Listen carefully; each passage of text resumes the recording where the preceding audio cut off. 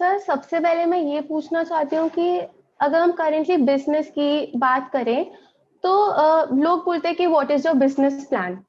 तो मेरे दिमाग में आता है कि अगर कोई भी बिजनेस करना चाहता है तो बिजनेस प्लान क्या होता है basically. What is a business plan? Business plan मतलब कि जो भी आप करना चाहते हो, उस प्रोडक्ट की या उस सर्विस की नीड क्या है, आपके कॉम्पिटिटर्स क्या हैं, आपका प्राइस पॉइंट क्या होगा। अगर इसको शॉर्ट में समअप किया जाए तो you can call it 4 P's of marketing: product, place, price and promotion. यानी आपका प्रोडक्ट या सर्विस क्या है, डिस्ट्रीब्यूशन मॉडल क्या है, प्राइस पॉइंट क्या है, किस प्राइस पे वो सर्विस ऑफर करोगे या प्रोडक्ट ऑफर करोगे, और आपके कॉम्पिटिटर्स किस प्राइस पे कर रहे हैं। Last but not the least, promotion, which is the most important, कि लोगों को कैसे पता लगेगा कि आप हो और ऐसा कोई प्रोडक्ट या सर्विस ऑफर कर रहे हो।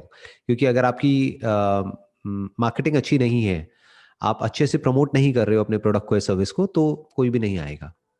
बिल्कुल ऐसा है कि आप अपने घर में कोई दुकान खोल करके बैठ जाओ और किसी को पता ही नहीं है कि कोई दुकान है, तो कौन लेगा। जैसे आपने बोला कि अगर प्रमोशन ढंग से नहीं कर रहे तो अगर मैं एक आर्किटेक्ट कर रही हूँ एंड मैं अपनी एक फर्म खोलती हूँ। ठीक है, स्टार्टिंग मैं सिंगल एज एन आर्किटेक्ट अपनी फर्म खोलती हूँ।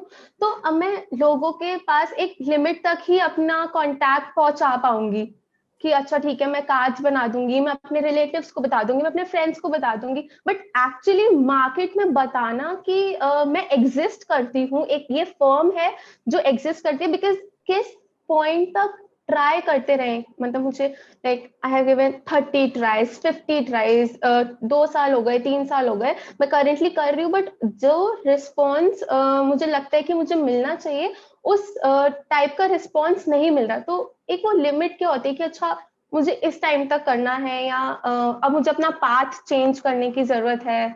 ये जो ट्राई वर्ड आप यूज कर रहे हैं ना, ये अपने आप में एक बहुत बड़ा ट्रैप है। क्योंकि क्या है कि हम लोगों ने ऐसी बहुत सारी मोटिवेशनल कहानियां सुनी है और लोगों की बातें सुनी है कि देखो उसने इतनी बार ट्राई किया और फिर फाइनली जाकर के वो सक्सीड हो गया। राइट, जैसे थॉमस एडिसन की कहानियां सुनी है लोगों ने कि इतनी बार ट्राई किया, हजारों बार ट्राई किया, फिर फाइनली जाकर के वो डिस्कवर हुआ। तो हमारे भी माइंड में आता है क्या मैं भी हजारों बार ट्राई करता रहूं या करती रहूं। सो what you need to understand is it's not about the number of trials. It's not about कि आप कितनी बार ट्राई कर रहे हो। It's about कि आप सही डायरेक्शन में ट्राई कर रहे हो या नहीं कर रहे हो। अब बात आती है सही डायरेक्शन क्या है और गलत डायरेक्शन क्या है। अरे जिस डायरेक्शन में आपको रिजल्ट मिलता है वो सही डायरेक्शन है, और जो आप कर रहे हो उससे रिजल्ट नहीं मिल रहा है तो वो गलत डायरेक्शन है। तो उसको छोड़ना होता है। हम क्या गलती करते हैं, एक तरह से ट्राई करते हैं, उसी तरह से बार बार ट्राई करते रहते हैं, और हम कहते हैं देखो हमें 10 साल हो गए, हमने ट्राई किया, कुछ नहीं हुआ, अब हम क्या करें। मैं आपसे पूछूंगा इस 10 साल में आपने किया क्या, या आप कह रहे हो जैसे फॉर एग्जाम्पल 2-3 साल की आप बात कर रहे हो कि 2-3 साल से आपने ट्राई किया। तो वी नीड टू अंडरस्टैंड कि उस 2-3 साल में एग्जैक्टली क्या ट्राई किया, किस तरह से ट्राई किया, उस पे क्वेश्चन मार्क लगाओ। अगर तो रिजल्ट मिला होता तो मैं कहता कि सही है, बढ़िया है, तब तो फिर ये क्वेश्चन ही नहीं उठता। अगर रिजल्ट नहीं मिला है तो that means the way that you are trying, उसमें कुछ प्रॉब्लम है। क्योंकि अगर 2 साल में 3 साल में रिजल्ट नहीं मिला है तो 20 साल में भी नहीं मिलेगा, अगर उसी तरह से ट्राई करते रहे जिस तरह से कर रहे हो। और अगर कुछ अलग तरीके से ट्राई करते हो तो टाइम ज्यादा नहीं लगता है। It's more about your thought process. एक छोटी सी कहानी है जो मुझे याद आ रही है यहाँ पर। एक बार एक आदमी की गाड़ी खराब हो जाती है, वो एक मैकेनिक के पास में जाता है और बोलता है कि भाई मेरी गाड़ी में कुछ प्रॉब्लम हो गई है, स्टार्ट नहीं हो रही है, एक बार देखना जरा, चेक करना। तो वो चेक करता है और चेक करके with in a few seconds वो कुछ चीज ठीक करता है और बोलता है इट्स गोइंग टू बी $1,000। वो आदमी हिल जाता है, वो कहता है कि कुछ सेकंड्स का $1,000 तो बहुत ज्यादा है। वो कहता है ये कुछ सेकंड्स का $1,000 नहीं है। कुछ सेकंड्स में इस प्रॉब्लम को फिक्स करने के लिए मैंने अपनी जिंदगी के 20 साल लगाए हैं। ये उस 20 साल का $1,000 है। सो अब क्वेश्चन उठता है कि अब आप क्या करो। अगर आप बिजनेस करना चाहते हो, एंटरप्रेन्योरशिप में आपका इंटरेस्ट है, so maybe you need to come in contact with few people जो कि एंटरप्रेन्योर्स हों। वो आपको गाइड करेंगे कि जो आप कर रहे हो वो सही डायरेक्शन में है या गलत डायरेक्शन में है।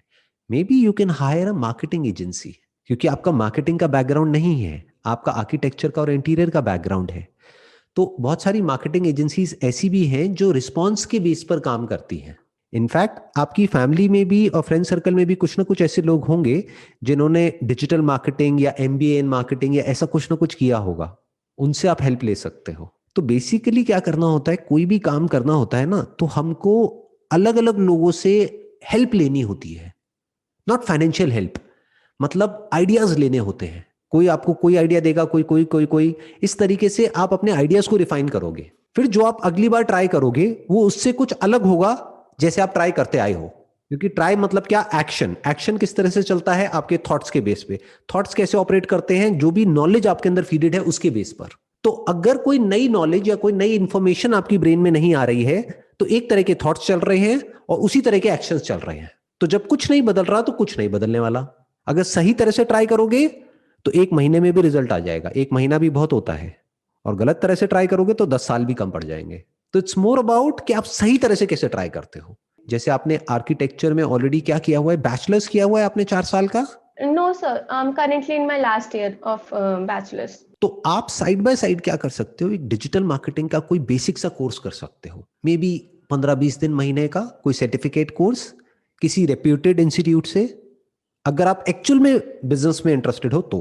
क्योंकि बिजनेस में, एंटरप्रेन्योरशिप में जितना रोल आपकी स्किल का होता है, यानी जो आपकी नॉलेज है आर्किटेक्चर की और इंटीरियर की, जितना रोल उसका है उससे ज्यादा रोल सेल्स और मार्केटिंग का होता है। तो आप उसका एक कोर्स कर सकते हो और सीख सकते हो कि कैसे मार्केटिंग करते हैं। उसके अलावा आप और लोगों की स्ट्रैटेजी को ऑब्जर्व करो कि जो इंटीरियर में काम करते हैं, आर्किटेक्चर में काम करते हैं, वो किस तरीके से करते हैं, तो आपको आइडियाज मिलेंगे।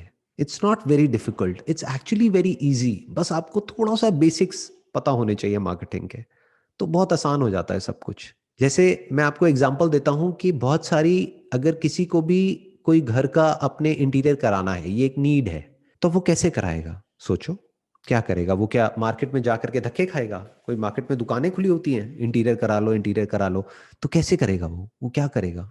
सबसे पहले हमारे दिमाग में आता है कि गूगल, मे बी अपने घर के आसपास अगर उन्होंने कोई ऐसा रिलेटेड कंपनी देखी हो, या फिर रिलेटिव्स, फ्रेंड्स किसी ने कराया हो तो उससे पूछ लो।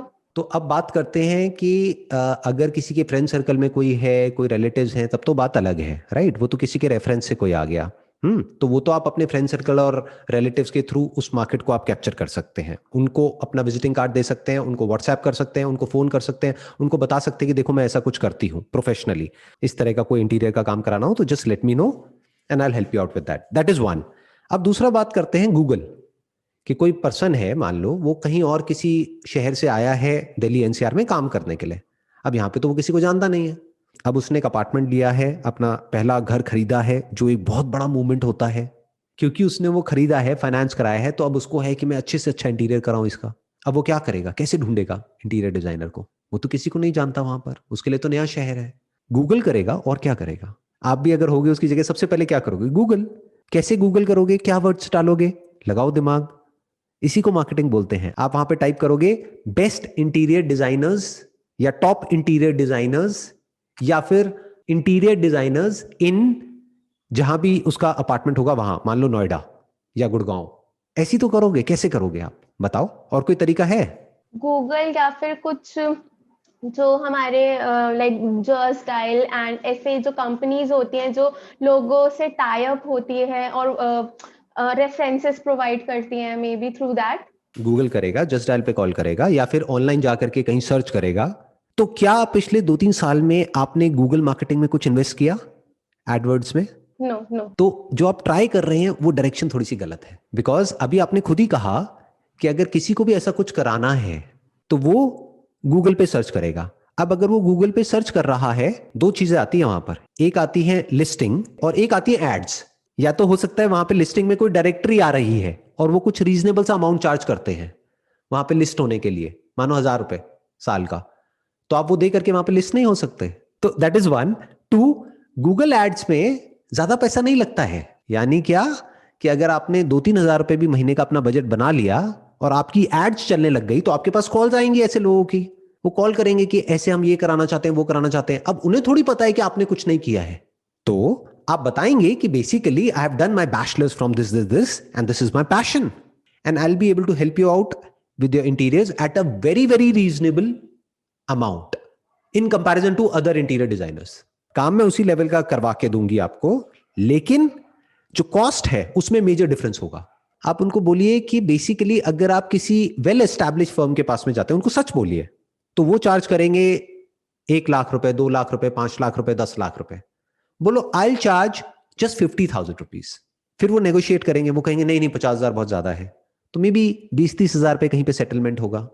बट इसको आप ऐसे देखो, उसको छोड़ना नहीं है काम को, क्योंकि अगर 20-30 हजार भी आ रहा है तो आपकी प्रोफाइल तो बन रही है ना। फ्री में काम मत करिएगा, नहीं तो सामने वाले को ये लगेगा कि ये तो कोई इनका तो कोई लेवल ही नहीं है जो फ्री में काम कर रही है, राइट। तो आप बोलिए नहीं, I charge a reasonable amount, क्योंकि ये पूरा काम होने में it will take lot of time और मेरी कई विजिट्स लगेंगी यहां पर। मानो अगर 3 महीने का काम है तो 3 महीने में मेरी कम से कम भी नहीं तो 10 विजिट्स लगने वाली है यहां पर। तो अगर एक विजिट का आप 5,000 रुपए भी कैलकुलेट करते हैं तो 50,000 रुपए is a very very reasonable amount. तो वहां पे नेगोशिएशन होगा तो 30-40 हजार में कहीं पे बीच में फिक्स हो जाएगा। फिर जब ऐसे आप कुछ काम कर लेंगे, मानो इस तरह से आपने 5-10 प्रोजेक्ट्स कर लिए, फिर अपनी आप एक वेबसाइट बना सकते हो खुद, किसी और से नहीं। मे बी वर्डप्रेस को यूज करके खुद बनाइए, क्योंकि बेसिकली आपका जो माइंड है वो क्रिएटिव है, तो आप अपने मर्जी से अपने हिसाब से बना सकते हैं, उसमें किसी कोडिंग की जरूरत नहीं होती। That's called CMS based modules, वो आप खुद ही बड़े आराम से बना सकते हैं। उसी में सर्च इंजन ऑप्टिमाइजेशन भी हो जाता है, वहीं पे डोमेन, वहीं पे लिस्टिंग, वहीं पे सब कुछ हो जाता है। तो जिन भी साइट्स पे आपने काम किया उनकी फोटोग्राफ्स क्लिक करके और प्लस उनके टेस्टिमोनियल लेके वहां पे वेबसाइट पे आप डाल सकते हैं। तो धीरे धीरे ये जो अमाउंट है इसको आप बढ़ा सकते हैं। फिर आप उतना ही चार्ज कर सकते हैं जितना कि मार्केट में और लोग चार्ज कर रहे हैं, या उनसे थोड़ा सा कम।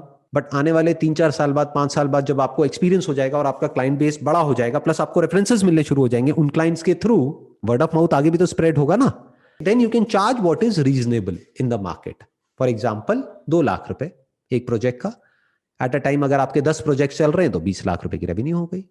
बट होता क्या है कि हम एक्चुअल में सही डायरेक्शन में एक्शंस नहीं लेते हैं। That is the only problem in business. थोड़े से एक्शंस आप लोगे ना सही डायरेक्शन में तो बड़ी जल्दी रिजल्ट्स मिलने लग जाएंगे। और वहां पे जहां भी आप अपनी ऐड देंगे ना, गूगल में, यहाँ पे, वहां पे आप एक फ्री कंसल्टेशन जरूर डालिएगा, क्योंकि तभी वो लोग कॉल करेंगे। आप बोलिए call us for a free visit, तो उससे क्या होगा, वो कॉल करेंगे क्योंकि उनको लगेगा कि अच्छा मेरे को अभी इमीडिएटली कोई पैसे नहीं देने हैं। फिर जब आप वहां पे विजिट करेंगे तो वहां पे उनको पूरी तरह से कन्विंस कर दीजिए, उनको, उनकी वाइफ को, उनकी फैमिली को पूरी तरह से कन्विंस कर दीजिए कि I take care of it, you don't have to worry about it. एक बार वो कन्विंस हो गए, काम मिल गया आपको।